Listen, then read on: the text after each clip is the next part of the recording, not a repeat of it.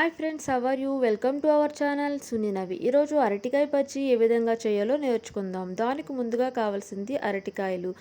మరి ముదురుగా కాకుండా మరి లేతగా కాకుండా ఉండే విధంగా చూసుకోవాలి. దాని తర్వాత ఒక బౌల్ తీసుకుని ఆ బౌల్లో శనగపిండిని జల్లించుకోవాలి.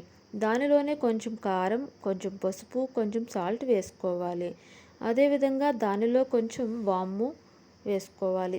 దీనిలో వాటర్ పోసుకొని మరీ పలచగా కాకుండా మరీ గట్టిగా కాకుండా కలుపుకోవాలి. దానిలోనే కొంచెం వంట సోడా కూడా వేసుకోవాలి. వీడియోలో చూపించిన విధంగా కలుపుకుంటే చాలు.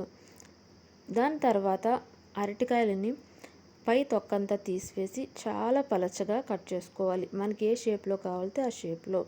స్టవ్ వెలిగించి ఒక బాణీ పెట్టి దానిలో ఆయిల్ పోసి ఆయిల్ బాగా హీట్ అయిన తర్వాత మాత్రమే అరటికాయ ముక్కల్ని పిండిలో ముంచి దానిలో వేసుకోవాలి. ఆయిల్లో వేసేసుకోవాలి. అంతేనండి, చాలా ఈజీ అండ్ చాలా టేస్టీగా ఉంటుంది.